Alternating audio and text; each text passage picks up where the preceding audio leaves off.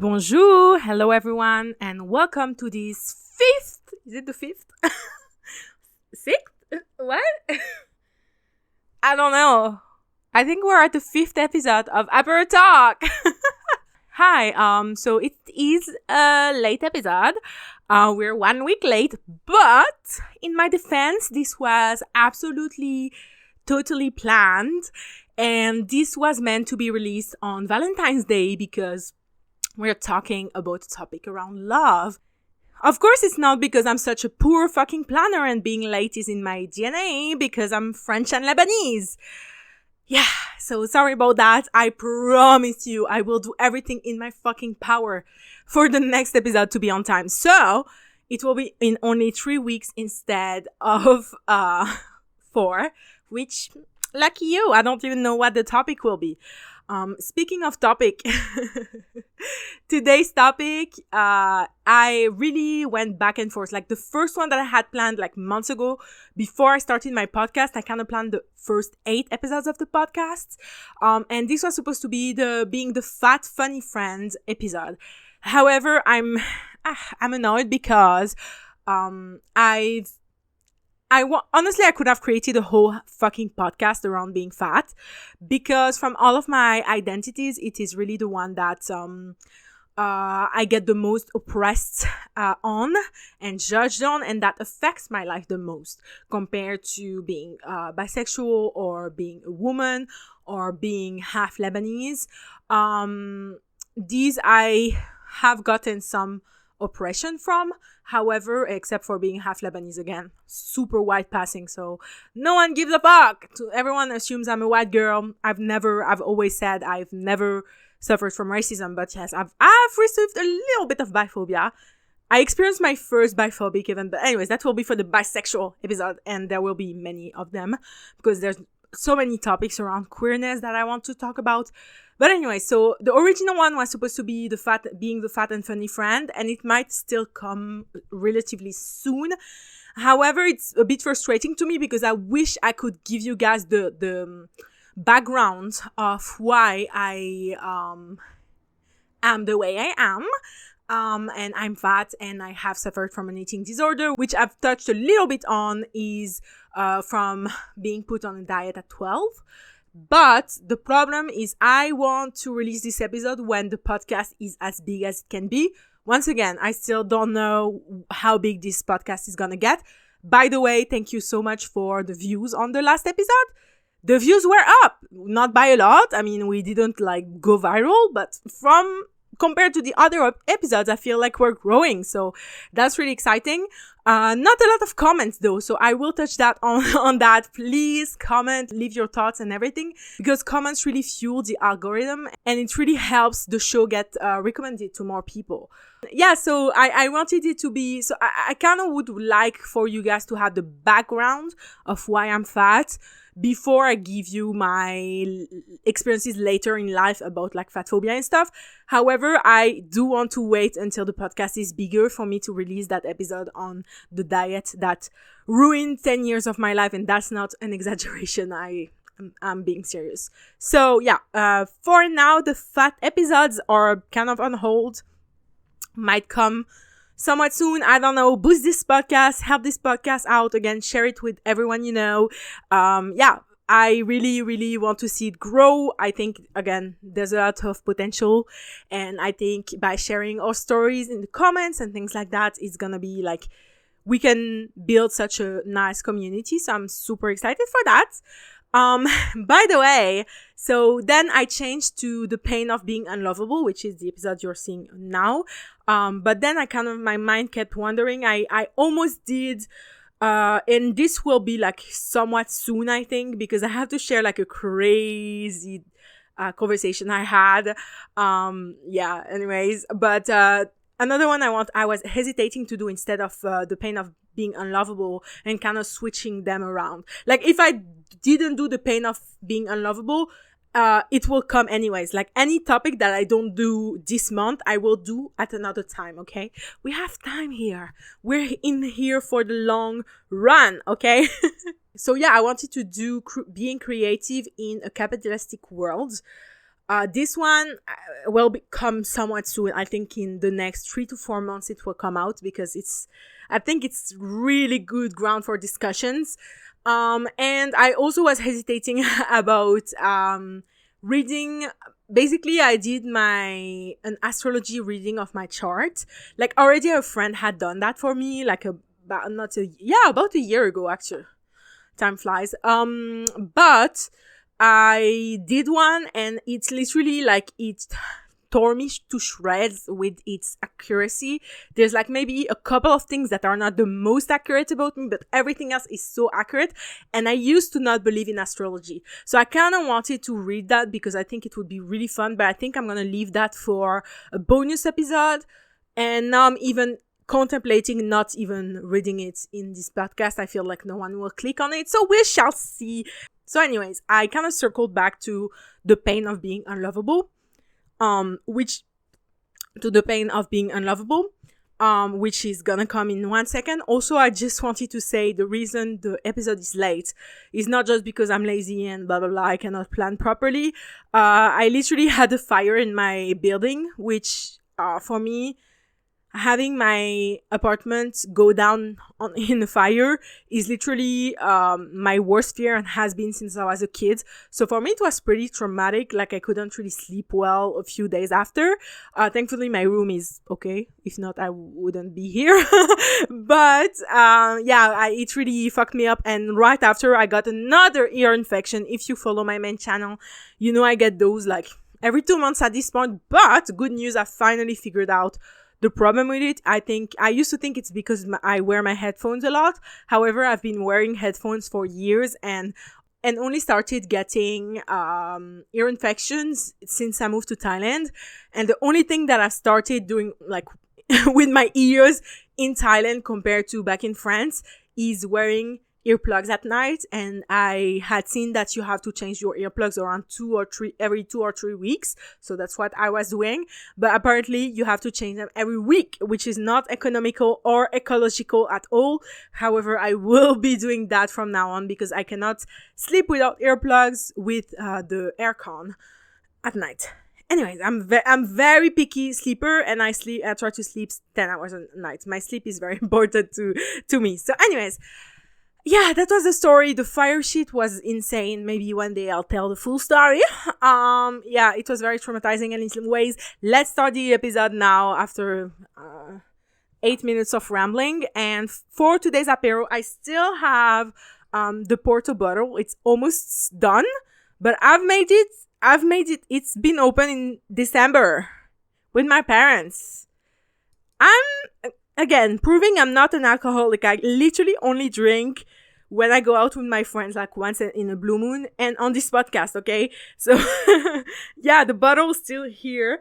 And for the snack, I actually wanted to show you my cheese puffs, my favorite cheese puffs, but they've been replaced in my 7-Eleven now. And the other cheese puffs that replaced them and that I started buying were out of stock today. So today we have Mr. Potato. So this is basically a dupe of Pringles that they sell in 7-Eleven for like way cheaper.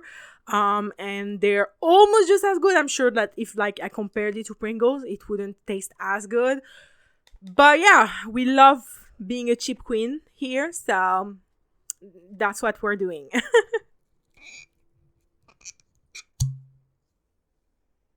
Okay, the Porto is still good. I mean, I hope so, but from the smell, it's okay.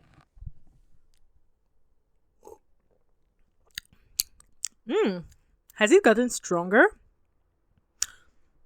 Okay, I'm such a lightweight. Every time I drink a sip, it's already to my head, especially since I'm pretty tired.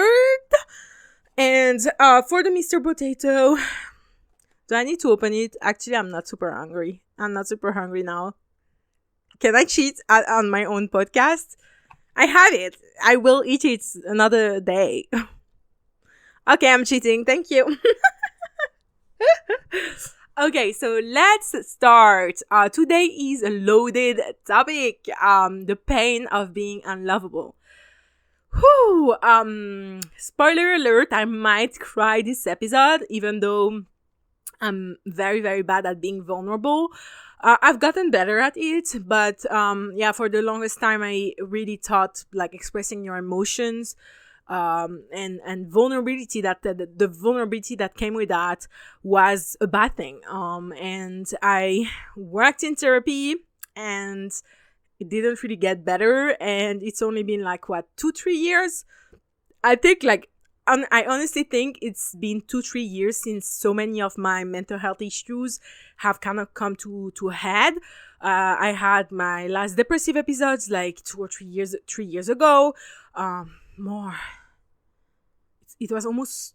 It was 4 years ago. I'm having an existential crisis. Yeah, it was 4 years ago now. Yeah. Okay. Yeah. So that was okay. Okay. I've just like, I know I'm turning 25 in literally 4 months, 3 months.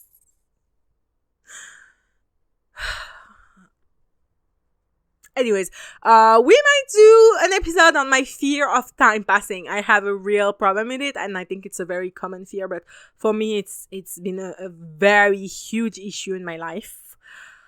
So yeah. Anyways, so yeah, I had a huge problem with being not being vulnerable, not sharing my emotions, even when even when my close ones. And yeah, it's only been 2-3 years that like, or yeah, that like, I feel like everything has kind of reached a peak where I know myself better. I've become more vulnerable. I've started to love myself fully. These kinds of things. So yeah, the Axelle you see now is like very new. It's kind of a newborn. I mean, I'm only 3 years old. I'm not almost 25. What do you mean? Uh, and yeah, so I don't even know. I don't know if I'm gonna cry in front of you guys. Like, I don't know. For me, there has been time where just thinking about this topic made me cry, but that was me with myself and I. Again, I still have kind of a problem being vulnerable with others. I've expressed that I have a love complex. This will definitely be explored a little bit more in this episode. So yeah, anyways, let's start. I don't even know where to start, because how do you explore such a deep topic? But basically, I've expressed before that I was a very shy kid, and I always felt like so out of place, like people didn't really see me for who I was. I was very overlooked. And to this day, I think in a lot of my relationship, and I think that's where my love complex comes in full swing. I still think that a lot of people take me for granted. I never feel loved enough. Like, for me, I don't know, people could tell me every day they love me, and for me, it's still not enough. And because it has nothing to do with them, it's a love complex that I have within me, that I think a lot of things in my childhood have really cemented this aspect, and I had a lot of it proven to me.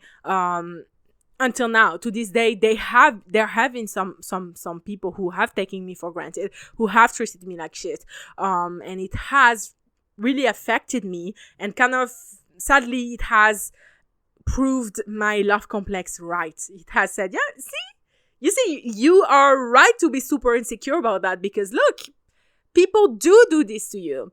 So yeah, in childhood, I was always like super like, just I ill-fitted. I just didn't know where to fit. I didn't know anything. However, I didn't have an unhappy childhood at all. Again, as I've told you before, I have barely any memory from my childhood, so I cannot really confirm. Maybe I have like trauma that I've completely forgotten. I have no idea. But yeah, and in my relationship with love, of course, like, I think I understood pretty immediately that love was kind of the end goal to life. Like, to have a good life, as an adult, you would need a good job, and a loving partner, and kids, and a house, and all the cliches. And it was really something that was ingrained in all of us, I think, since from birth. However, I think I was never super like boy obsessed. I like remember being in a primary school, and all of my friends were starting to have like, not all of my friends, only like a few girls. It was always a super white girl, like the white girls that had blonde hair and shit, that got boyfriends at like 8 years old, 7 years old. And I was always like, oh my God, I for me, that was not really an interest. However, I did have a boyfriend. And for like a couple of years, I literally completely forgot about him because, again, barely any memory from him. I can vaguely remember his face. He was a blonde guy with blue eyes, which is not at all my type, but anyways, and he was like really sweet. I have really good memories of this relationship because in first grade, I had like basically no real friends. I had like buddies that I hung out with sometimes, but I didn't have like a group of friends that we ate together at every lunch. We were playing at every recess together. Like I didn't have that at all. So it was really him on which I relied at the time, which it's funny because I think a lot of adult women actually rely overly on their man instead of developing their friendship and their hobbies and their other interests and their other relationships with others. But that's another topic, okay? I'm not giving love advice today. Maybe another day. Even though, again, as we're gonna see, I have been single my whole fucking life, so maybe I'm not super fit for it. Anyways. And so yeah, he was my first boyfriend, but I have like barely any memories from him. Like I don't even know if we kissed or did anything. Like we held hands. I remember that, and we were always together. And honestly, he's the only man that treated me right, to be honest, to this day. So. And yeah, so after that, I literally didn't really. Yeah, I was never like super like boy obsessed. I was never super like focused on love. I think even as a kid, I was like super in my own world. I've always been super like I don't want to say focused on myself because that's not true. I think there was a lot of moments in my life where I prioritized others' feelings, others' opinions. However, at the same time, I've always been like very introspective, very focused on doing my own thing. So I think I was really not that influenced, at least as a kid, that, oh, everyone has a boyfriend, so let's go. I need to find myself a boyfriend. I didn't really give a shit, to be honest. So anyway, so then we can move on to middle school. And in middle school, like that's when middle school is literally like the most intense school experience I've ever had in terms of like changes. Like I felt like I was a new person every fucking month, if not every week, because that's when you like start puberty and you start getting like insecurities and you start just caring more about guys. So I had like forced myself in. I remember in 5th grade, everyone was having a crush and I was like jealous of the girlies for having a crush and not me. So literally we had a notebook that we passed to our teacher every week or some shit, and we had to write a secret in it. And at that time, I convinced myself to like a boy from our class that I literally did not give two fucks about. Like I remember knowing then at the time that I did not like him. And I was just like, oh, I want to like someone because everyone has a crush on someone else or a boyfriend. So I want to be like every other bitch. So maybe I was lying about not being affected by other people being boy obsessed and already having lovers and shit. No. Pressure. So anyways, I wrote it in my notebook and I remember some of my friends saw it and it became a whole fucking deal. And then my teacher knew that I had a crush on this guy that I didn't even have a crush on, but I forced myself to have a crush on to feel fucking normal. Anyways. And so then I started middle school. And so middle school is when I was put on a diet at 12 and it fucked a lot of shit up. So that's when I felt hot for the first time because I lost a lot of weight. And I started getting crushes. So in 6th grade, I got a crush on one guy that was in my math class. He was so ugly, no shade or anything. He was one of the ugliest men to this day that I've seen, like for real. But I liked him because we were always sat next to each other and we were friends. So I liked him for his personality. We love a graceful queen, I guess. And so I started like, I really did like him. However, I realized my feelings at the end of the year, and he was kind of a player. He was dating girls 2 years or 3 years older than us, and I was like, bitch, what the fuck is going on? I don't want to be nowhere near this mess.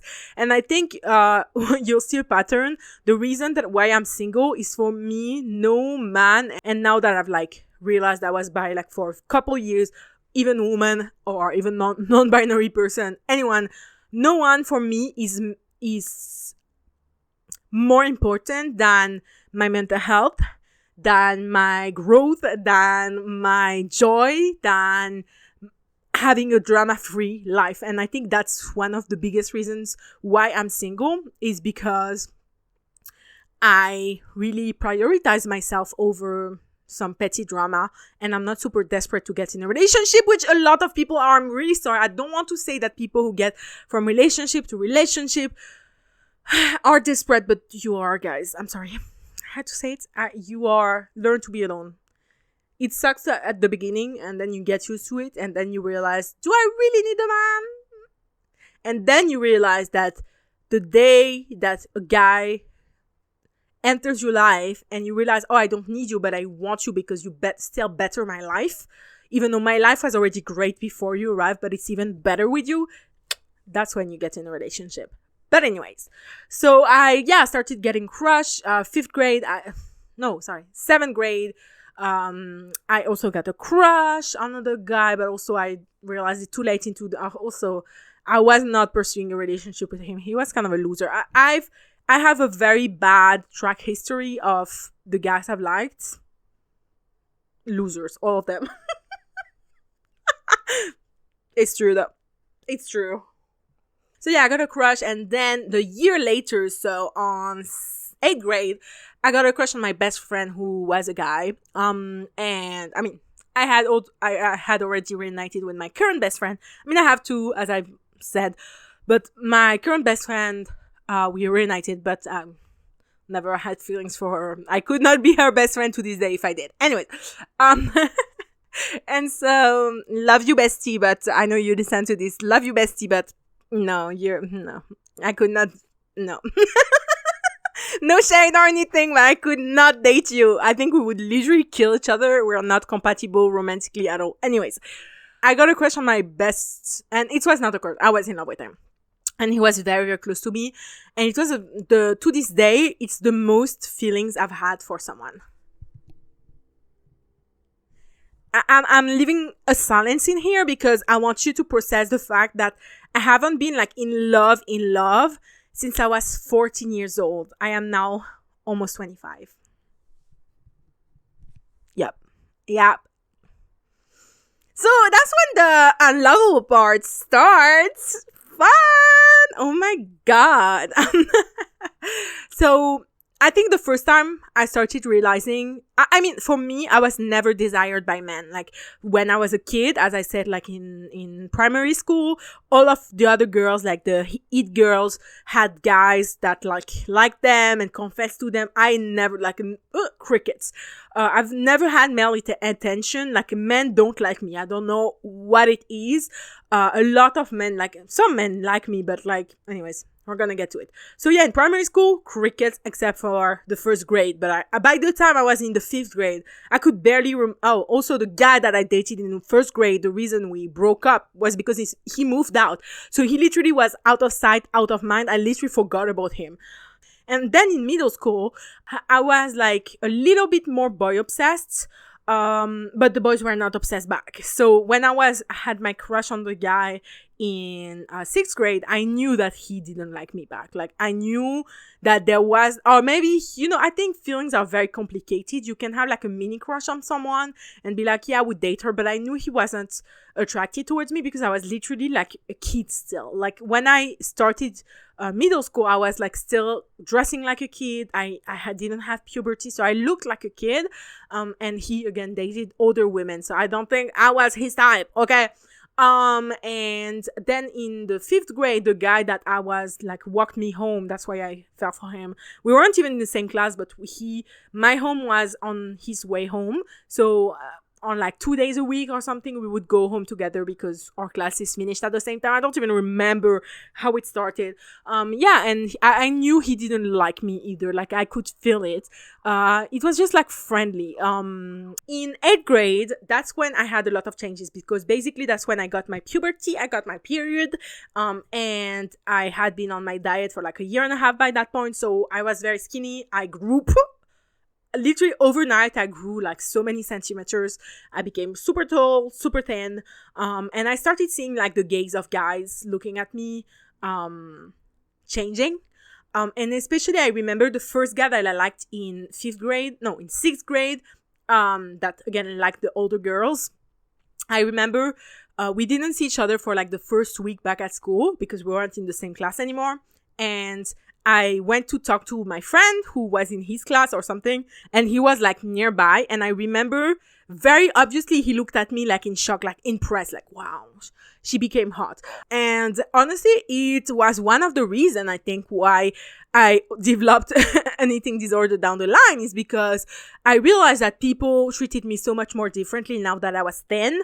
And yeah, I kind of really realized like, oh, I need to be thin for the rest of my life, or like people will treat me like shit. And here we are. But that's for another story of my diet's crazy shit. Anyways, and so I was like, I think that's when I realized, oh, so when I'm like this way, when I'm thin, and now that I'm like a woman, because like I started getting boobs, I have huge mommy milk curves. So yeah, I started getting curves and shit. And I was still like very thin. So I think I realized, oh, okay, so that's what like makes men notice me. And I started seeing men like guys looking at me more. At the same time, during the summer from 7th grade to 8th grade, there was this guy that was introduced to me by one of my mutual friends. She was like kind of his best friend, and she started I played basketball for 6 years, and yeah, this girl joined my basketball club, and she introduced me to her best friend, who started talking to me on Facebook. At the time, in real life, I didn't really have any contact with men at all, except for my best friend that I fell in love with, that I also met around this period of time. Anyways, it was a bit messy. And yeah, I met him at the end of 8th grade. My memory is starting to blur. I'm really getting old. Anyways, so this guy started chatting with me every day, and I would chat with him. I was kind of like desperate. I was like, oh, I'm bored. I have nothing better to do. So I was just like chat with him, and he asked me out for the first time. I think it was before the end of 7th grade. And I was like, sorry, I don't like you. I like you as a friend. Then he asked me a second time. I think when I was in Lebanon, he asked me a second time, and I still turned him down, like, sorry, I don't like you. And then he asked me a third time, and we have a break in France to celebrate the dead, and it's in October, so literally 1 month after coming back to school, you have 1 week of vacation. And yeah, so it was during this holiday, I think on the second day of that holiday, that he asked me again. And at that point, I realized like all of my friends I had like in 8th grade is when I really started getting more friends and kind of became an it girl. Another indication that, oh, when I'm thin, people like me more. People want to talk to me more. People want to approach me more. In my brain, that was what it was. And then no wonder that I fucking developed an eating disorder, bitch. But anyways, so and at the time I had a friend who, we weren't super close, but every time we met, she had a huge crush on this one guy who was not hot at all. I don't know what she saw in him. Anyways, and she was always talking about him. Like literally we had nothing in common with this friend except her talking about boys. And every time she'd be like, oh, so do you have a crush on anyone? And I'll be like, no. And yeah, so I literally like didn't, or if I had, for me, my crushes were always so personal, but I quickly realized that women use their crushes as a social as a way to socialize amongst themselves. Oh yeah, I like him, blah, blah, blah. So they can have like more topics to talk about, especially at that time when you're still very young and immature. I feel like you have like kind of nothing to talk about apart from classes, drama from the other classmates and boys. And so I realized, oh, it's gonna give me social points to have a crush on someone or to date someone. It's gonna give me social points and make me look more successful, more cool. And to this day, that's what it is. Like, people don't want to understand that a lot of people would be happier single because it's been like, we've been brainwashed into thinking that there's only one way to be happy, and it's having like a partner, a long-term partner. But the truth of the matter is, especially in straight relationships and for women, a partnership, a marriage with a guy is not worth it. Men are happier married, women are less happy married, and women are happier single, men are less happy single. It's not a fucking coincidence. It's because women will take care of the man more. Anyways, that could have gone into the feminist episode.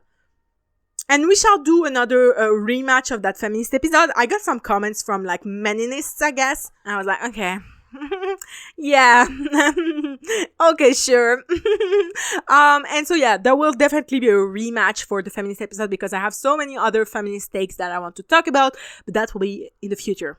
Anyways, for me, it gave me social credit to have a crush or to be in a relationship. So when he asked me for the third time, I accepted to be his girlfriend. However, the thing is, we barely talked in school. We would only talk on Facebook.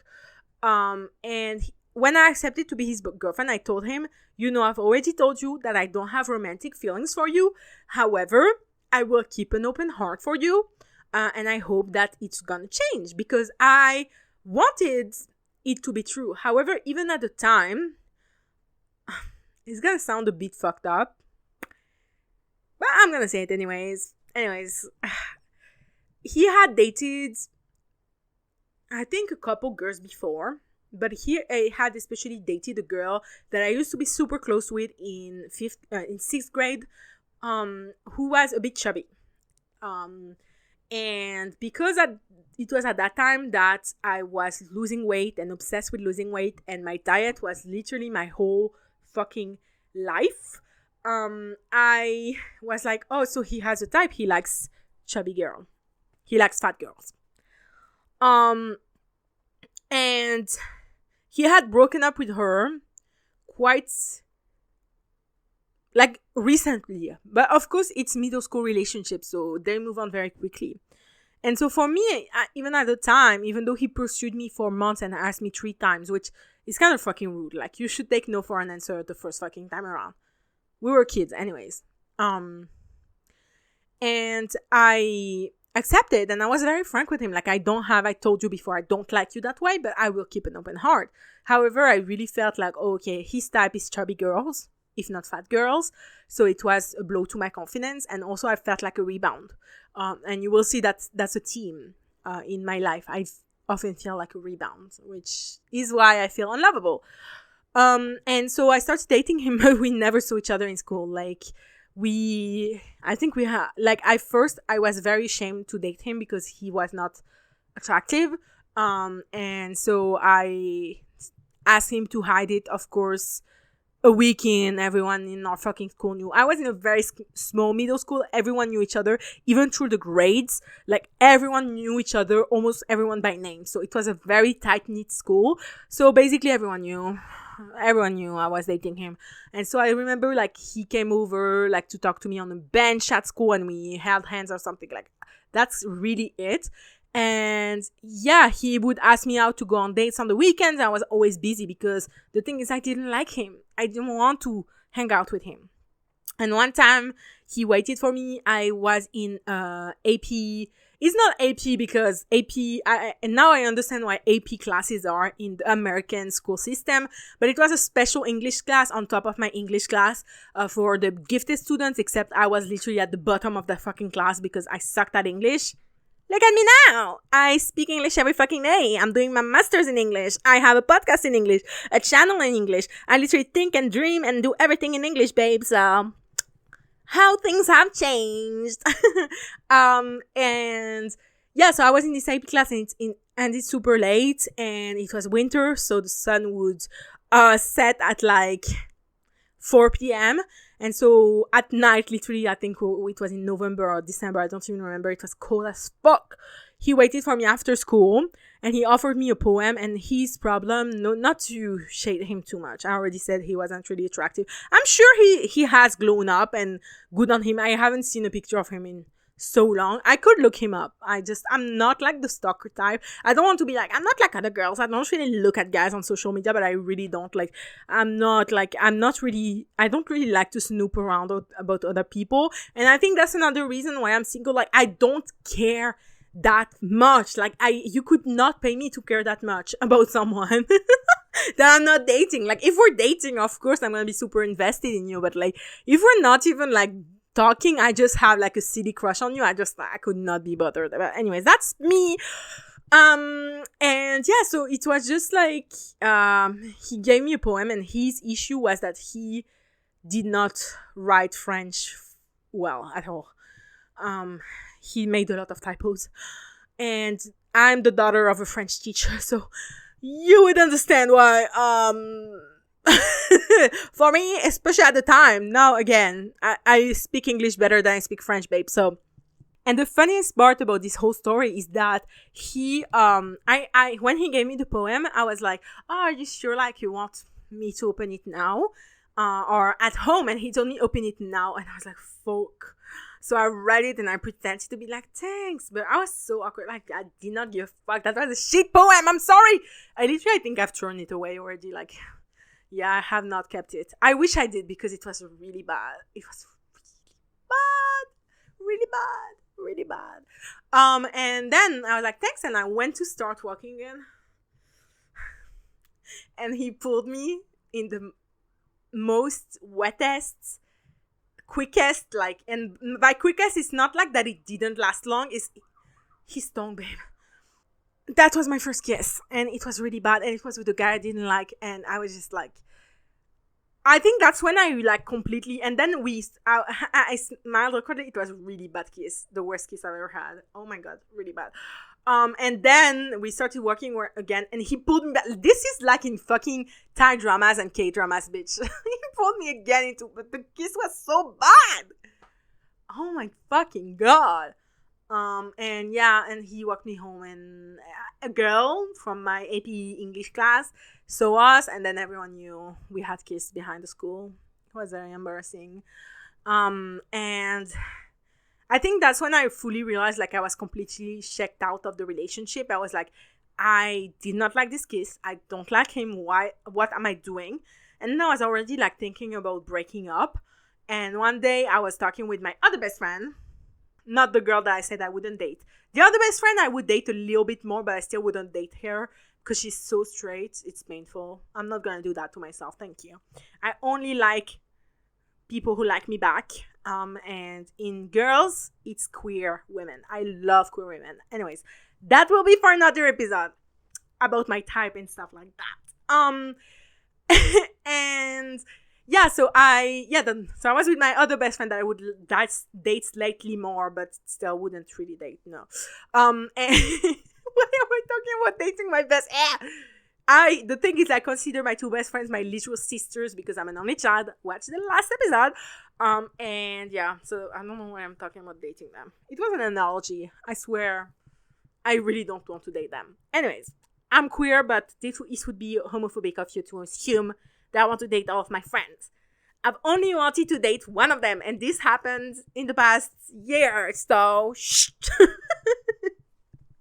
And so, yeah, anyways, yeah, so I just like was checked out of the relationship, and one day I was with my best friend talking in the courtyard, and he came up to me, and he was like, hey, can we talk?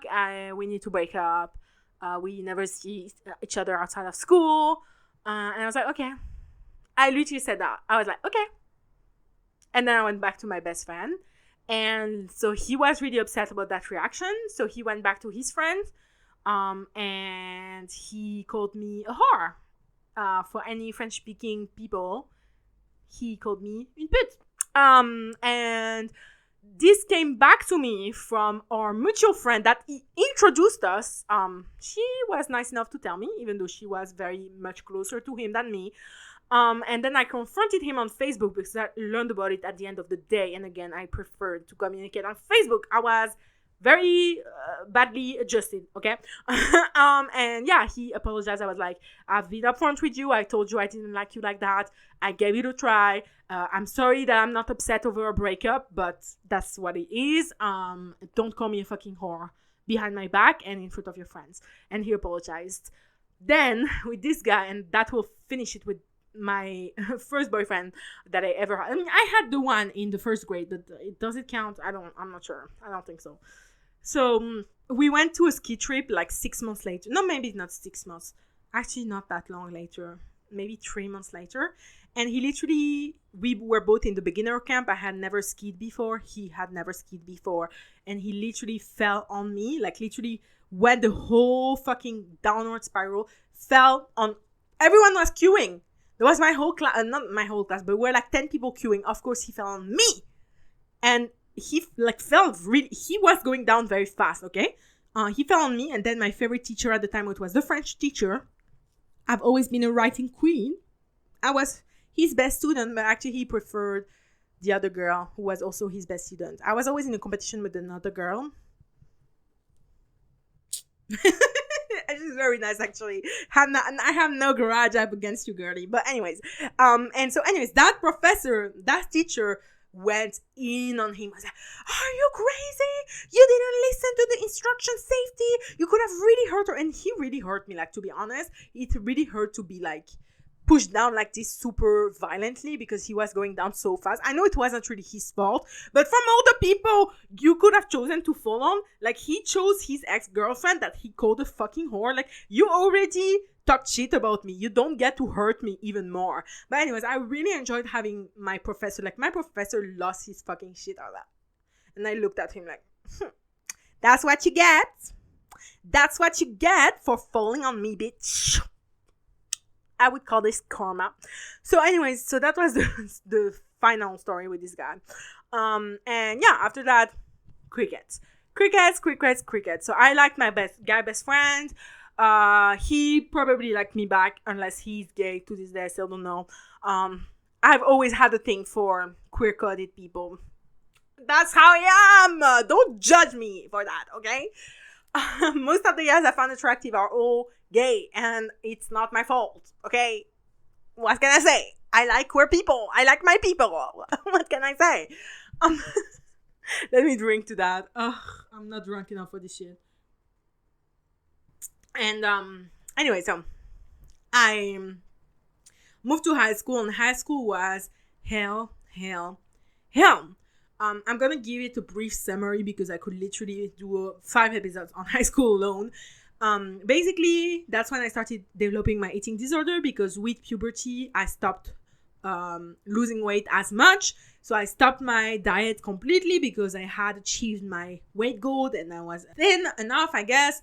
I developed body dysmorphia. So this was actually, I was still in middle school when I developed. The last year of middle school is when I stopped my diet. And when I stopped my diet, for me, it was a sense of failure because I stopped losing weight. And so I started looking at myself and I would see an enormous person. I would look at myself and look like a whale.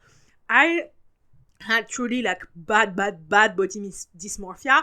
I remember that literally the picnic we did with a few of my friends at the end of the year to celebrate like graduating, yes, we're done with middle school, we're moving on to high school, was literally, we took pictures and shit, and I remember looking at the pictures and be like, oh my god, I'm so much bigger than all the other girls. I'm sure that if I look back at the pictures, I'm like, what the fuck are you talking about? That's literally like so thin, especially compared to now where I'm literally, yes, the biggest girl out of all of my friends. And I'm fine with that. And yeah, so in high school, that's also when I think I had a really good group of friends, okay? So in high school, so yeah, I had, body dysmorphia, an eating disorder. My whole life, so in the French system at the time, now it's been completely reformed and it's completely changed. I don't even know how it works now. But at the time, you had to choose, if you choose the general high school diploma, so bac is the high school diploma, okay? And if you choose, there's the professional is for not really great student, and so it's for them to start working straight out of high school. They already have internships and apprenticeships, with companies and stuff to start learning their job. So they literally get a job fresh out of high school. Then you have technological bac, which is for people who are also not great students, but not as bad as the professional ones. And I'm simplifying it, okay? Because sadly, the French education system is super elitist on that. So I'm simplifying it. And these types, like whether you do professional, technological, or general bac, shouldn't matter, but it does. Sadly, that's how it works in the French system. It's really, really fucked up. And so technological is also so you can start working very early on in your adult life. And then you have general bac for people who want to pursue higher degrees after in university. So, of course, for me, I was a really good student. I was going to pursue the general bac, okay? For me, literally since birth, because my mom, brought me to museums, read me stories super early on, I always knew that I would choose the literature bac, because at the time, there was 3 fields in the literature, in the general bac. There was literature, so literature, language, philosophy, all of that shit. The artsy shit, okay? Then you had social science, social and economic science, that's what one of my best friends chose. And then you have science. Science is for everyone else, who wants the good paying jobs, I guess, the cliche good paying jobs, stuff like that. And that was my other best friend. So me and my 2 best friends, we were each in one bac.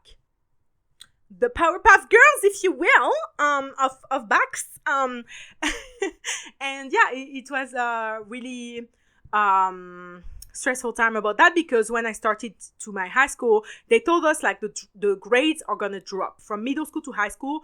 The grading system is so much harsher, but I had the worst French teacher or literature teacher, and she literally gave me the worst grade, and she literally went to talk to me and told me, I don't think you're cut out to do your bac in literature, because I would have to choose the next year in second grade. In second grade? What? In 11th grade. Oh my God, I still thought about the French way of doing things. And yeah, so she literally stressed me out. I literally thought that I would have to change what I've had been preparing myself for since I was a literal kid to enter the literature bac. And yeah, it was really stressful. I got in. And I got a good grade. I passed with, you have mentions, and I passed with the mention good. So the only better mention than that was very good. Yeah, so I passed with the mention. I was I was good. I was good. And so yeah, I passed my bac. And I, so that was the 3 stress factors in that particular year of the 10th grade. And yeah, that's when I got my eating disorder and stuff. And my friend group was really awesome. I gotta say, I was very lucky to have a great friend group that really helped me through this time, because honestly, I might have not survived high school with my depression without them, to be completely honest with you. Not to get dark and grim or anything, but that's how I feel about this.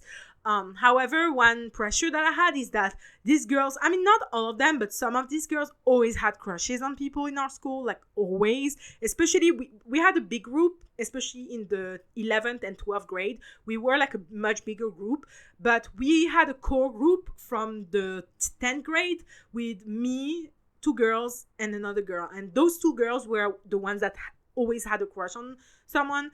And it was such a big part of our conversations. We had nicknames for them. We were kind of obsessed with the crushes. And they kind of, were such a big topic of conversation, because obviously, again, when you're a teenage girl, you don't really have much to talk about apart from classes and maybe the occasional drama, family drama and stuff like this. But yeah, it would spice up our life. And that's also when another indicator for me that, oh shit, now I've entered a new school, so I maybe again need to have crushes and need to have relationship and need to have things.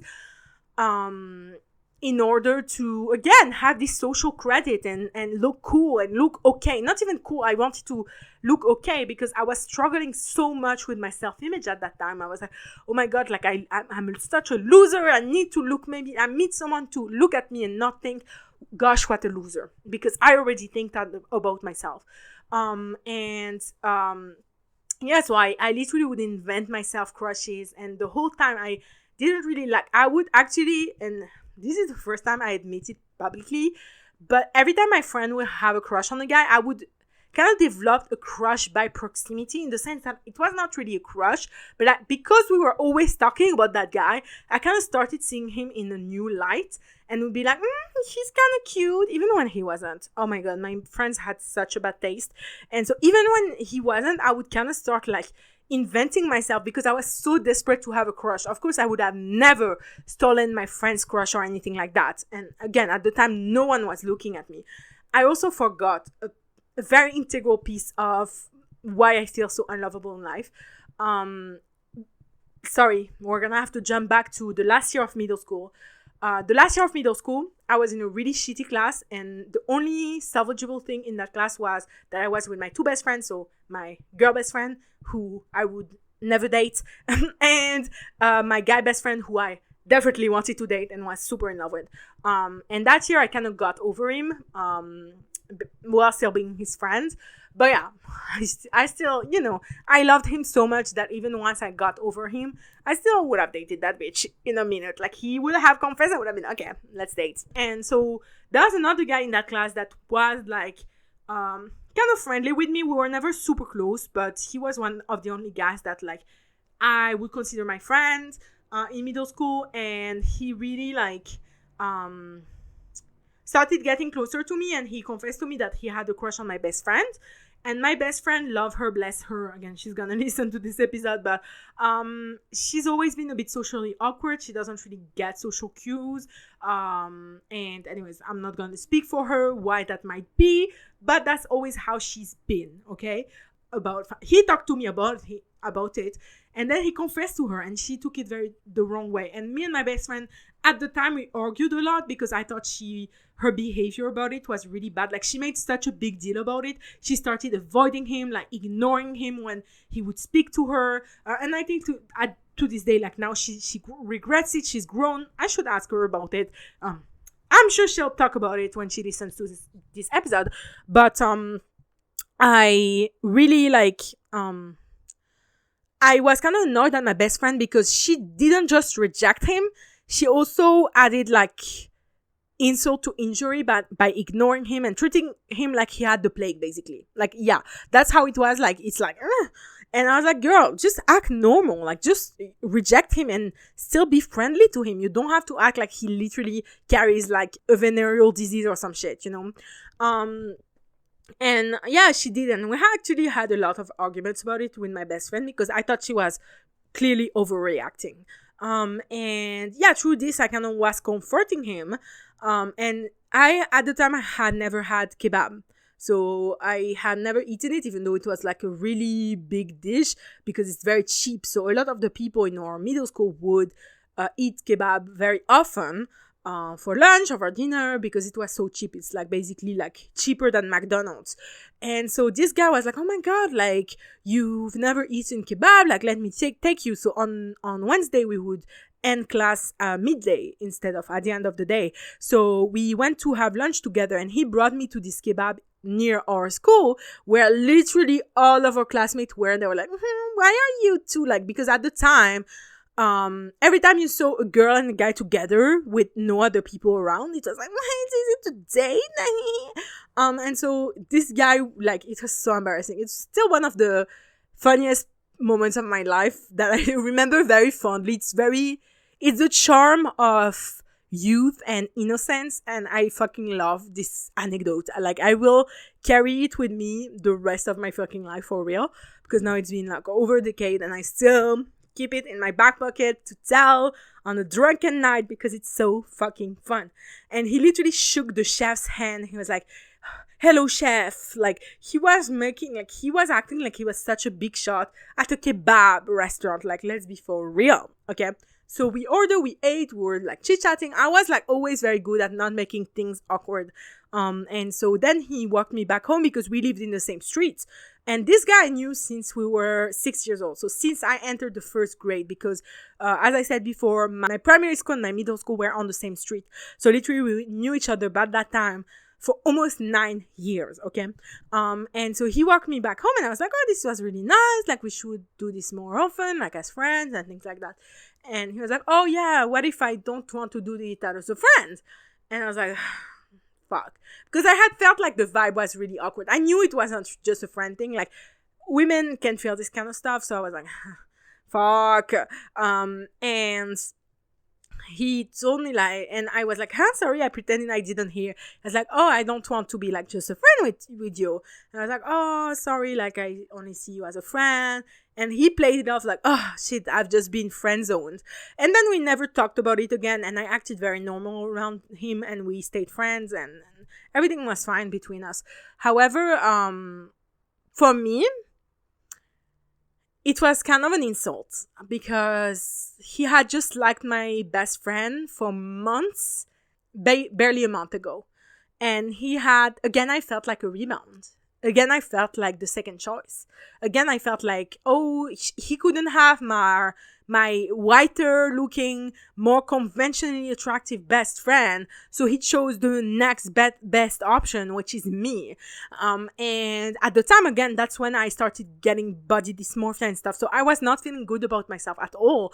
And so it was really... and my insecurities also, I think, blew this out of proportion. Probably he fell for me because he realized that I was very caring, very lovely. I'm that kind of bitch. But for me, it was really like such a slap in the face. Because the thing is, if he had not liked my best friend and told me about it and made me such an integral part of him liking her and me kind of trying to be the wing woman and kind of communicating between them when they weren't talking to each other because my best friend was making a big deal about it. If he had liked me straight up, I might have given him a chance because I did not find him to be a bad guy at all. And honestly, I could have developed feeling for him very easily. But the fact that he liked me after my best friend, and my best friend doesn't even know about this, so... spoiler bestie. And my best friend, I was like never jealous of her or anything, but for me it was just like I was like I'm not worthy of being lovable the first time around. I'm just the rebound. I'm just the second choice. And yeah, for me it's very hurtful because that's how I felt my whole life. And yeah, anyways, I'm getting a bit emotional. I'm sorry about that. Yeah. So in high school, I was horrible mentally, but I was horrible also like in the way I talked to others. I was like such like a bitch to everyone and so mean to everyone because I was so unwell mentally. I was not okay. Like for real, I was really struggling. For me, high school were the hardest 3 years of my life. And university were also very hard for me. So just for me, high school, university, those 7 years were really, really hard on me. Okay. And no guy would look at me like I got crickets. No bitches. Okay. Zero. The little attention that I got in middle school. In middle school, there was also another guy who liked me, but he always gave me weirdo vibes. And to this day, he still follows me on Instagram and he creeps me the fuck out. I don't like this guy. I think he gives me like R-word guy. Like I don't like this guy. He gives me the ick, like in the biggest way. I think he's not a good guy. I don't know. Trust my feminine intuition on that. I've never liked him. He always gave me the weirdest ick. But for a while, I was like, oh, I might want to date him because he was very tall. And at the time, I was like fully indoctrinated into thinking my man needs to be super tall. And because I'm super tall, I should have a man that's taller than me. So anyways, and so, yeah, no bitches in high school. And I forced myself to pretend I had crushes. And yeah, I would look at my friends who had like... No, I was in a group of kind of losers, no shade, in terms of romance, not everything else. They were really great People, no, my couch is my couch hates me. Anyways, and so I was like always so just on the edge of everything. And I would say I had like this one friend who was the cool girl of the group, and that's the whole of the story. She kind of chose us for that reason, so she could be the cool girl of the group, even though she was not like that the most interesting person in the world. Anyways, no shade. Yeah, it was really hurtful, to be honest, that and yeah, so I just like felt on the edge of romance. I felt like no guys was interested in me, and that was when I gained a lot of weight over a few months through my eating disorder in 10th grade and never lost the weight. And so I felt always it was the worst of my body image issues. I was literally always thinking about how my body looked, how ugly I looked, how fat I looked, how horrible I looked. It was a huge struggle, literally every second of my life, being like, oh, right now I'm sitting, oh, my stomach is protruding, I look so fat. Oh, how is my double chin? Oh, and if I move slightly, oh, now my arm must look so big. Like every second of my life, I'm not kidding to you, that was the biggest mental charge I've had to bear for years and years and years. It was horrible. Okay. And hello. I keep turning the fucking microphone. And at that time, I was just like, every year, I was always expecting, like, every new chapter. So, the new year and even the new school year, I would be like, okay, this is the time I meet my boyfriend. This is the time my life turns around and I start feeling happy, because I was literally on the edge of depression all the time and so unhappy with myself, with my life, with everything. And it was like every time I would be like, when I was 15, okay, this is when I get a boyfriend. 16, this is when I get a boyfriend. 17, this is when I get a boyfriend. No bitches, no one. And then in university, it was not pretty much the same thing. I don't really want to reveal too much about like my personal life and my love life and whatever. So there are some things that are gonna be omitted from this story. I'm sorry if it makes it a little bit like I'm jumping around too much or there's some details missing. I'm sorry. There's some things that I would rather keep for myself, even though I try to be as transparent as possible on this podcast. That's kind of, for me, honesty is the best policy, and that's kind of why I created this podcast. I want you guys to feel like I'm just your friend talking to you, having a heart-to-heart on any given topic. However, in university, most of the time I just like, no one looked at me, no one cared for me, and that's when my weight like became kind of what it is now. And yeah, just like felt completely overlooked. Like no one gave a shit about me, no one cares. Like literally could have been invisible. I had a few experiences of people like showing attraction to me, but most of the people who have shown attraction to me have been in the context of like going out, like one night stand shit. And honestly, for me, I'm gonna be a little bit rude, a little bit graphic maybe for some, but if you want to fuck me, for me, that's not a compliment. Like men want to fuck anyone. Like this does not make me feel special. This does not really boost my ego. I don't really give a fuck if you want to fuck me. Like if you want to love me, to cherish me, to have me in your life, to treat me like the most important person in your life, then we can start talking. However, for me, if you want to fuck me, that does not like make me go, oh my god, he's so hot. Like it has never done that for me. And again, that's probably why I'm single, because nowadays I feel like every relationship starts with a situationship or friends with benefit situation, that like, I kind of broke in his heart by fucking him for 6 months straight without having any type of clarification as to what we are.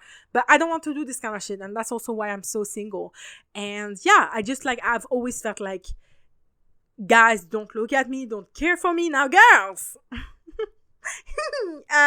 girls, the girlies, if you will, same. It's like, so I came out of the closet. I think it's been 3 years now. I spent 6 years like going from I'm straight, I'm bi, I'm straight, I'm bi, I'm straight, I'm bi. This will be for the bisexual episode coming soon. For like 6 years. 6 years, from 15 to 21. Oh, so now I know. So it's been over 3 years now. No, because I did come out in March. So I think I'm gonna be celebrating my 3 years out this year in next month. Oh my god. For girls, I always put, for me, I think I shot myself in the foot. So for girls, I've only ever had like one girl openly like me, tell me she likes me. This will be in the bisexual episode because this was part of my awakening. Okay. That will be the tea. But however, since I came out, there has been no bitches. I think, to be honest, I'm a femme girly who likes other femme girlies. And so I think it's super hard to find a femme girl who likes other femme girls. And even if you find one, we're just gonna sit around and be like, so who's gonna go first? So I did develop a crush on one of my friends. I'm not talking about that. Last year. So yeah, I really was delusional enough that I really thought she liked me. It turns out her type is hyper mask, stone cold tops. Not me. Let's not talk about that. And this is how my mom is gonna find out about that as well. Fuck. Ugh. Don't even ask any question, Mom. Okay? And so, yeah, girls, literally, I felt like they had never looked my way. Like, they don't give a fuck about me. Like, I don't know. I don't know what it is. Probably because fat phobia exists everywhere. Okay. I think a big component as to why I'm so overlooked on the dating market, hate this word so fucking much with a burning passion, is because I'm fat. I'm plus size. I'm a big ass bitch. Okay. And yeah, so I acknowledge that it might turn off a lot of people. And honestly, I don't know if I'm like blaming it on like the society being fat phobic or if I don't know what it is. I think it's an amalgamation of so many aspects. I think being plus size definitely is an aspect of it. However, I see so many plus size girls who have a loving, beautiful partner, you know, who accepts them for who they are. And honestly, that gives me hope when I see this. But I do think it really lowers my chances. And actually, I forgot something for a while that I was reminded of a few months ago, was that during one of the many arguments me and my parents have had about my weight, my eating disorder, things like that. Again, that's for another episode, another story. But yeah, as I've said before, my parents have been practically perfect, except for the weight diet thing. But I remember one thing that my dad said. He probably forgot about it, and I forgot about it for a while. And then I remembered it, which kind of sucks. I wish I could have forgotten it entirely. That would have been fun. He told me, my parents' argument, like most people who are fat phobic, was like, we're worried about your health. Whatever. That's one thing. But he also told me, I'm worried you will not find a partner because as a plus size woman, a lot of men will not find you attractive and it will make it harder. Another time I had replied something that I would still reply today, which was, if a man is not going to date me because I'm fat, then he does not deserve me. Still stand by that. However, it pains me to think that in a way he was right. In a way, being who I am,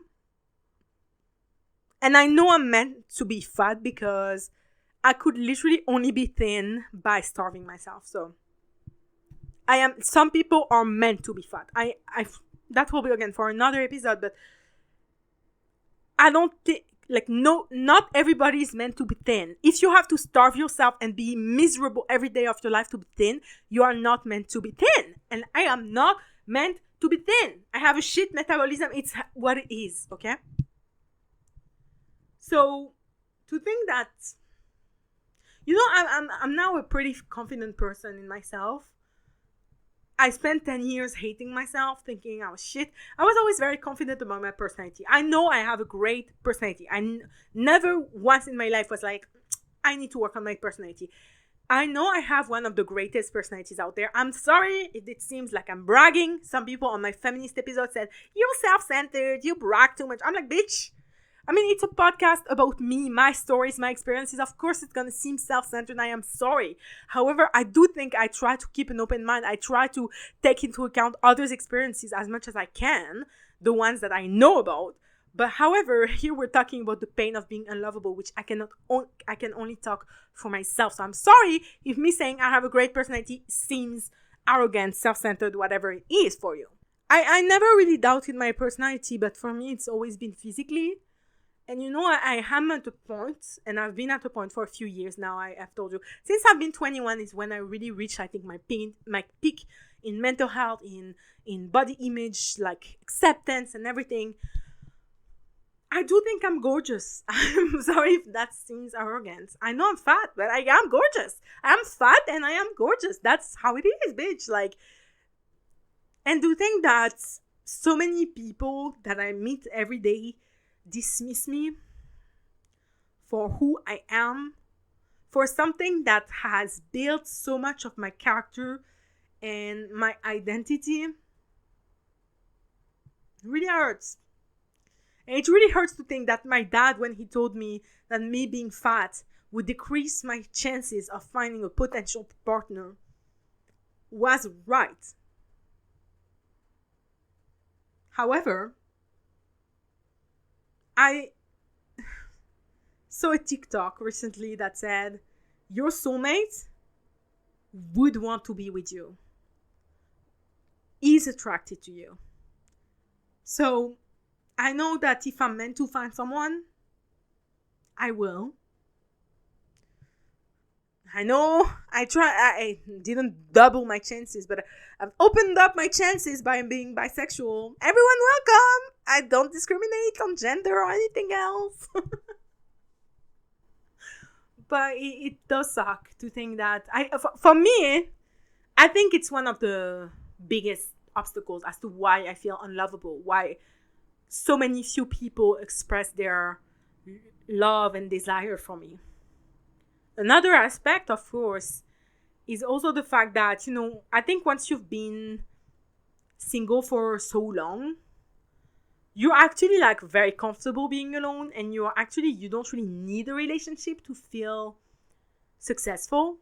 When I came here and started socializing more with friends from all over the world, with so many different paths of life and experiences, for the first time in my life, because my group of friends back in Paris had always been quite homogeneous, quite same values, same idea, same path in life almost.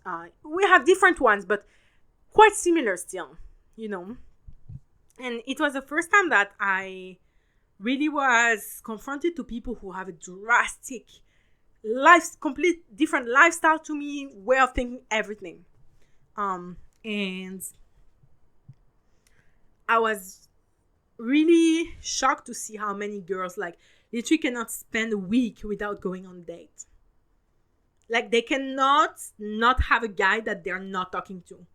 Like, they always have someone. And for me, it's something that is not second nature for me. Like, they do. Like, they have.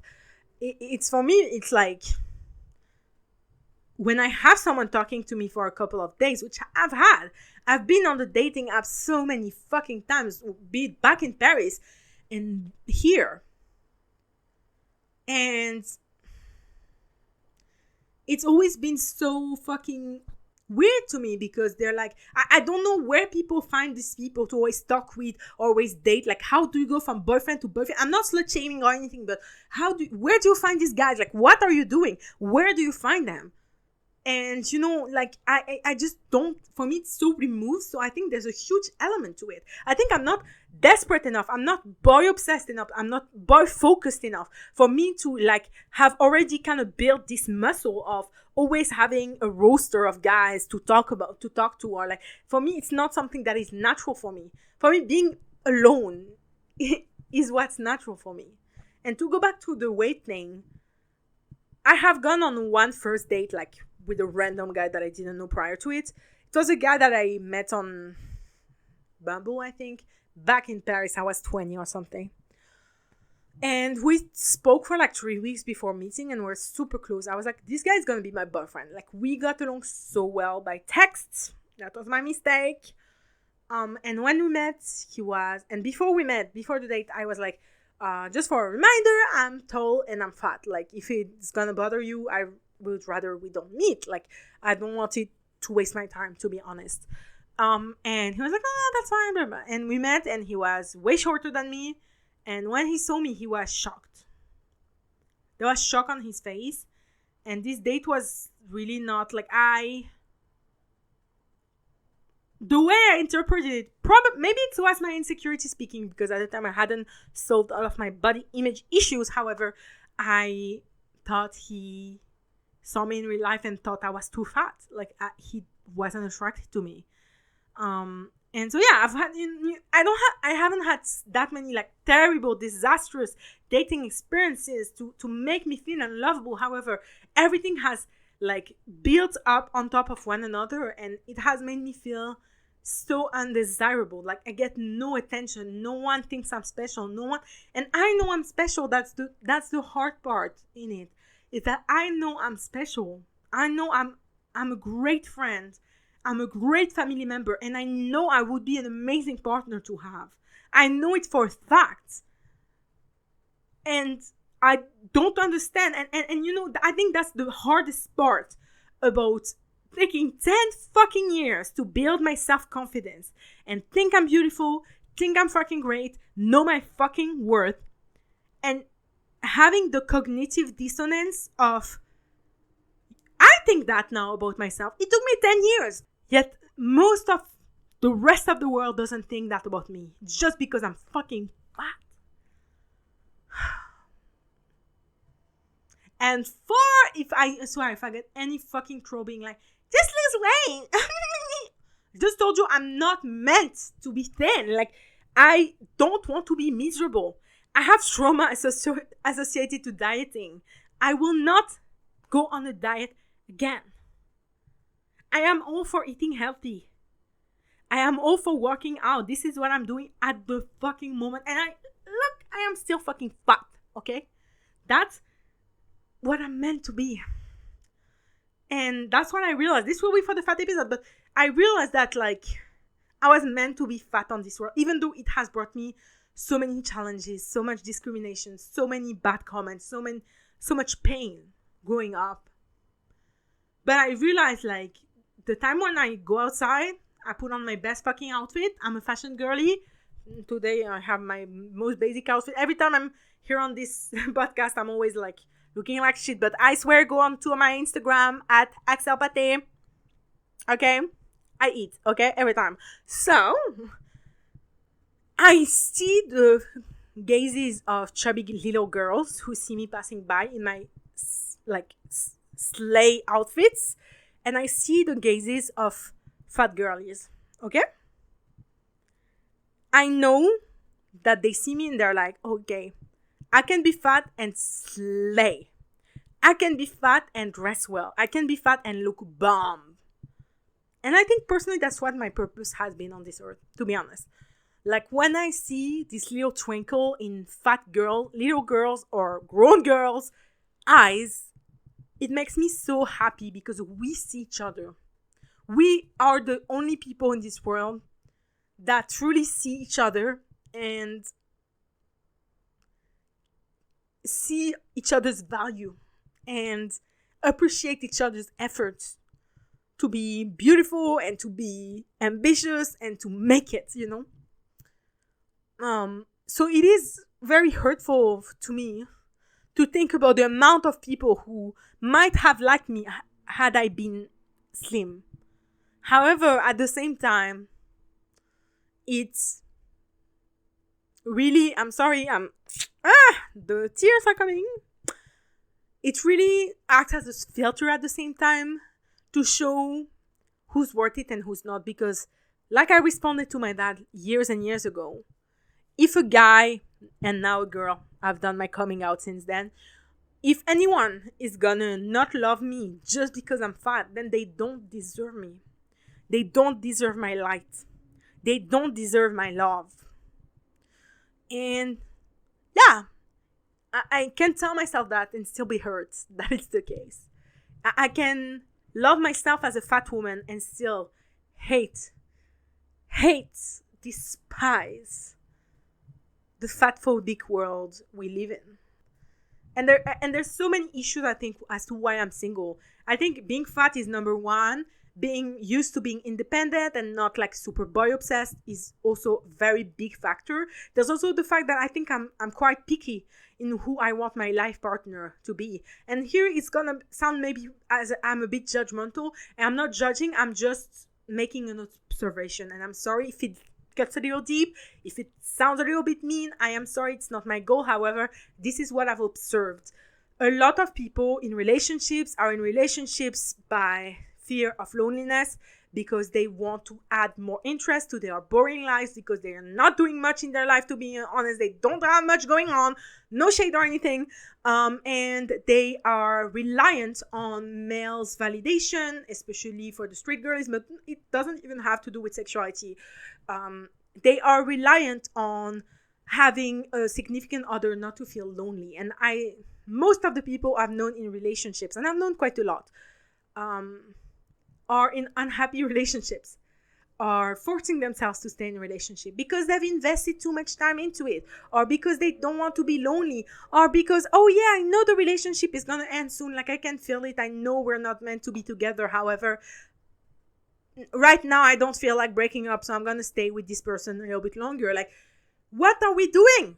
I'm sorry, like, what are we doing?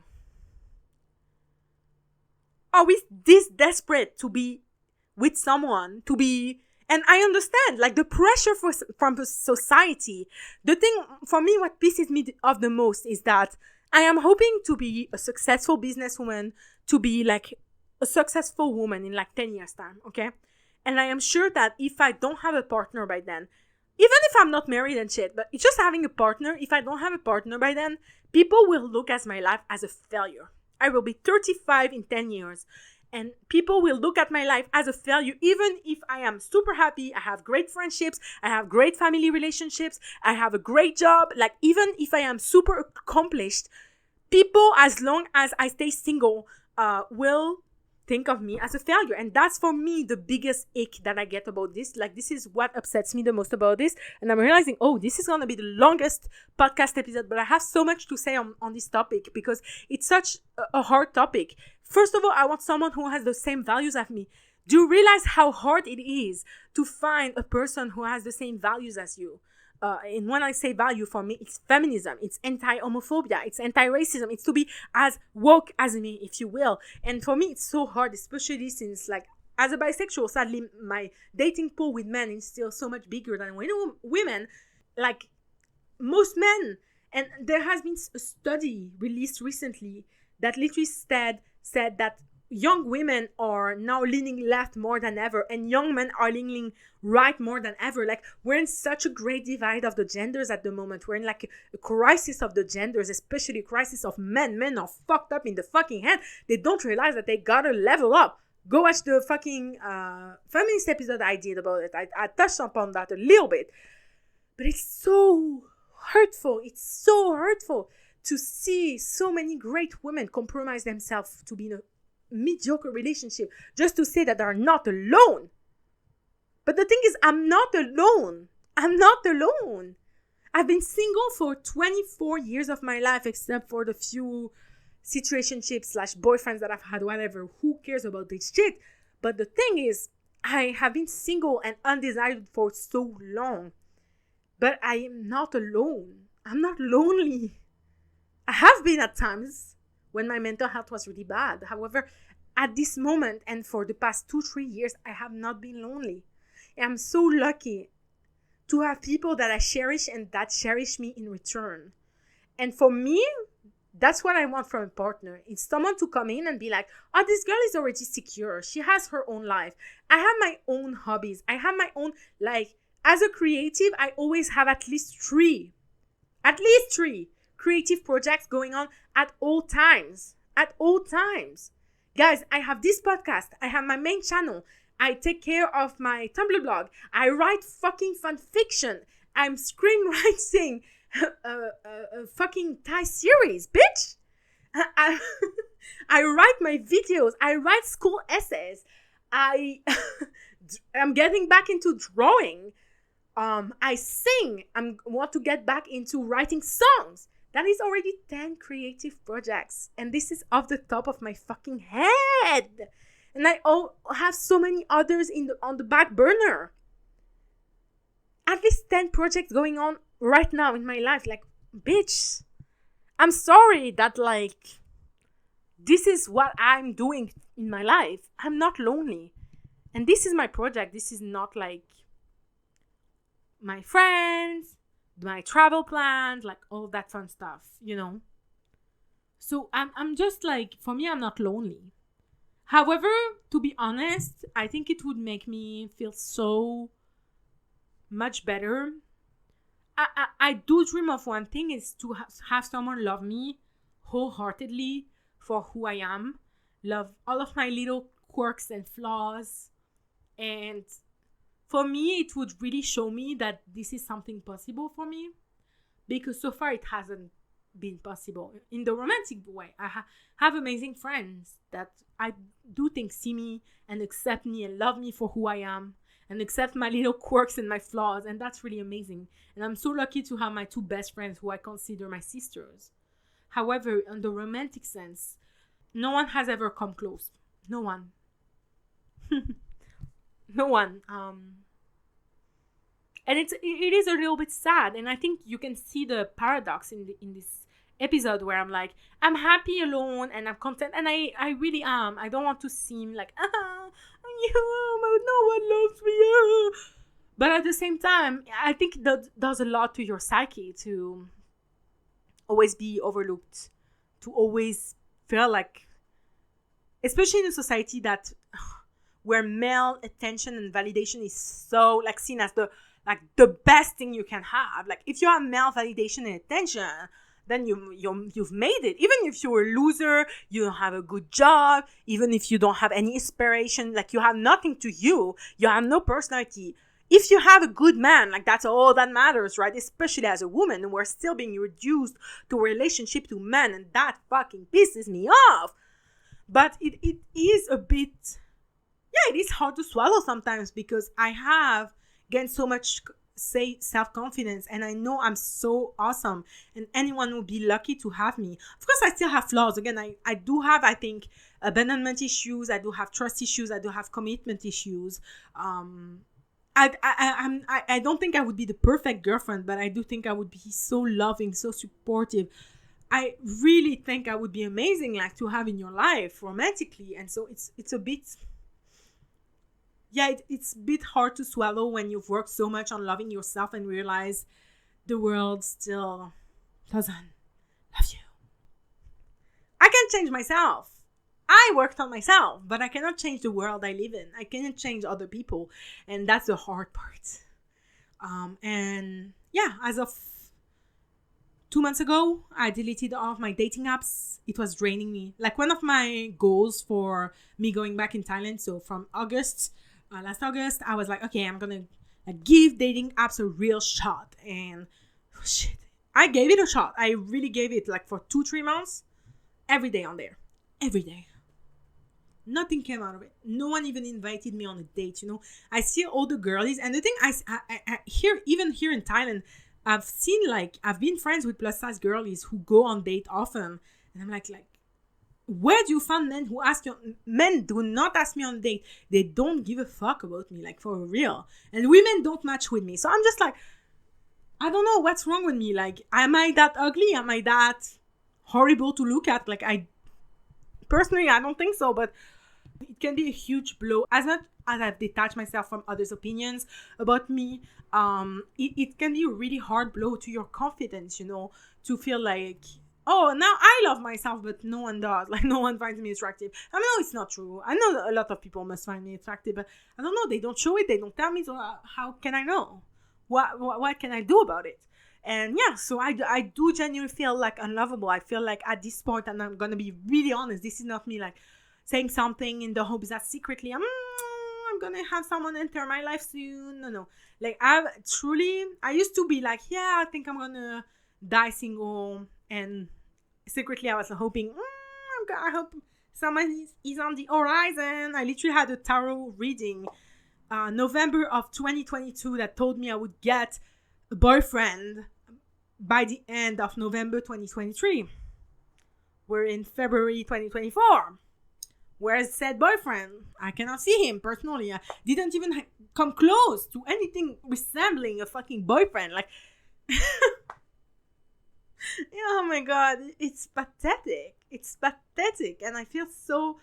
And it pisses me off that I think it's pathetic, because it shouldn't be pathetic. Like, I should be fine, completely, fully fine, and not be ashamed every time ask me about my love life, and I'm like, there's nothing. And I feel so much shame because everyone around me has always something going on. If not a relationship, a situationship. If not a situationship, at least someone they're talking to.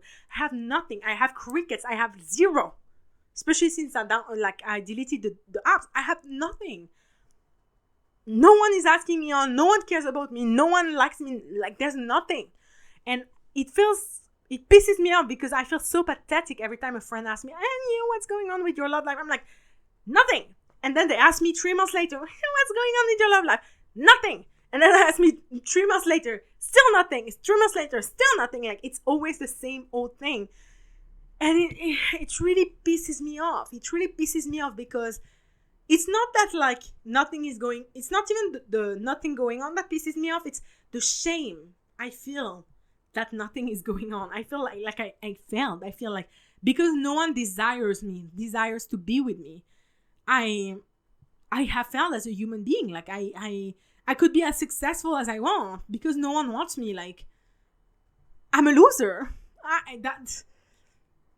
That's how it feels. I feel like I have to apologize to people that ask me about my love. Like, no, I have no one. But like, I've truly accepted in the past couple of months since I deleted the apps, like, I might really die not having had, like, apart from the boyfriend, like, it wasn't even a serious relationship, not having had a serious relationship in my life. Like, and how fucking shitty it is, because I feel like I am ready for it. I feel like I have so much to offer, so much love to give, but it's not happening. And so at this point, I've just accepted it. I don't think it's making me a loser. I think, sadly, in the eyes of society and others, it does make me a loser. And it makes me feel shame about that. And that sucks because I wish it was just okay not to have a partner. I think it's fine. But sadly, like, there's so much pressure about it. Like, for me, the thing is, I'm not even someone who wants to get married, wants to have children. Like, I'm very unconventional. I've never wanted, like, a conventional married with a White House and 2.5 kids lifestyle. That was never me, and I always knew it. However, it still fucking sucks. I still feel so much pressure to, if not having a boyfriend, be like, yeah, I went on, or yeah, I hooked up with this guy last Saturday. Like,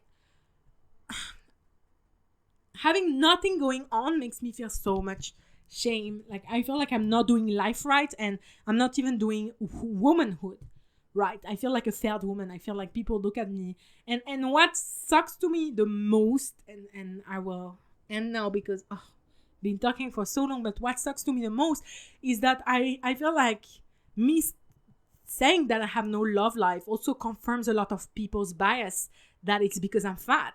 So I feel like it's a vicious circle where no matter what fucking happens, like, people are like, oh, that's probably because you're fat. Like, if you were thin, probably you would get so many more people. I'm not sure I would. I probably would get more people.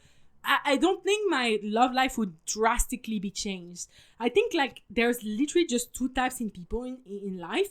There's the people who, like, are willing to, like, go after love and, like, really pursue it, like, teeth and all, like they will sink their teeth into a potential partnership and give it their all, because they're so focused into it. And most of the time, these people, not to be mean, don't really have that much going on for themselves. Like individual, they're not very rich. They don't have a rich internal world, or they don't have a lot of projects going on. Like sometimes, I don't know, a lot of the times, or they fall victim to like the pressure, societal pressure to have a partner.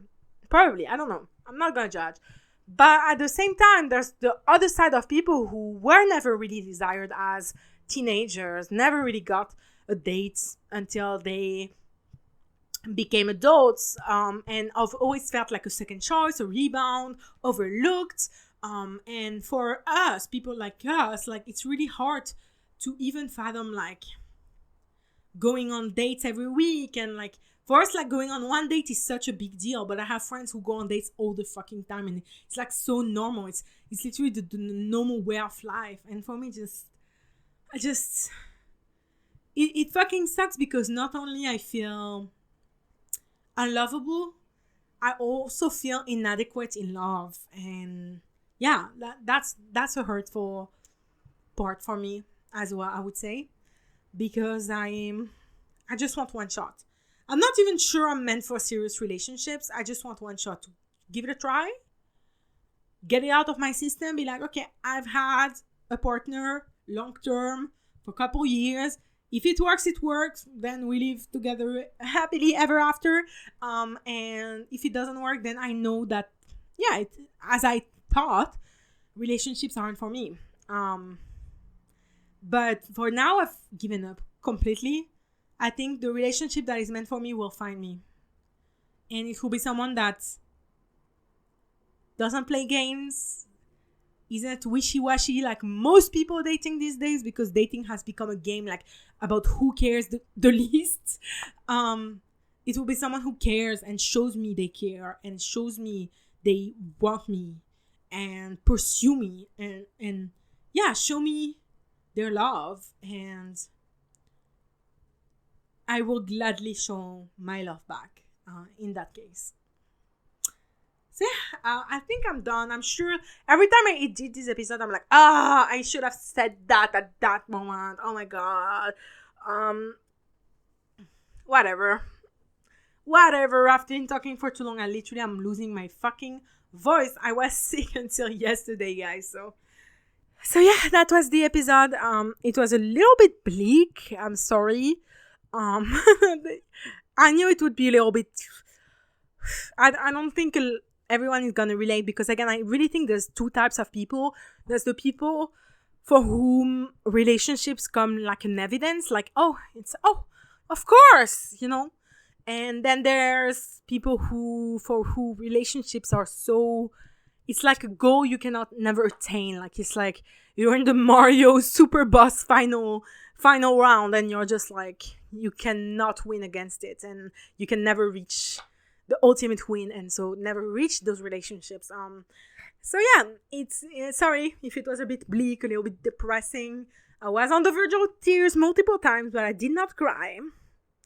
Proud of myself, because I didn't want to ruin my eyeliner, even though I'm gonna take it off in literally 10 minutes. But anyways, that's another story.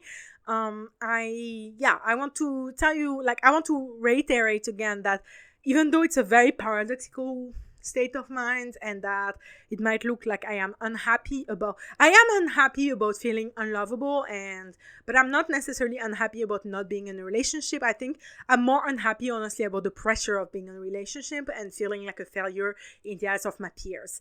Honestly, for me, that's the biggest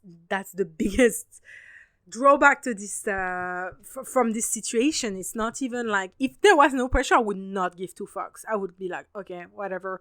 But yeah, I do hope someday I will meet someone that loves me fearlessly and is not afraid to show it, and that would be amazing. However, I'm not really counting on it anymore, and I'm developing every other area of my life. I'm gonna be graduating in less than a year now.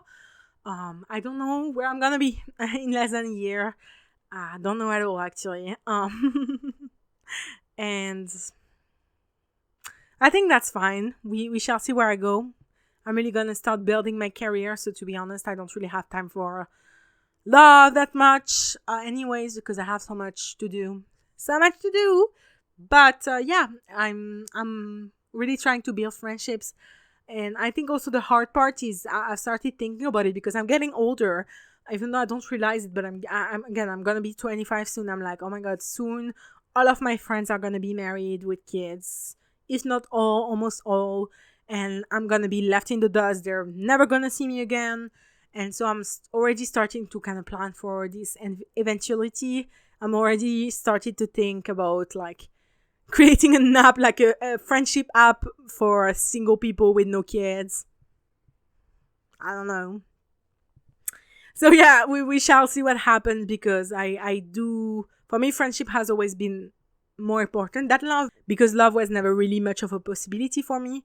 So yeah, for me, friendship is my love in a way, It's been where I grow, where I create the tightest links, and I am really happy with.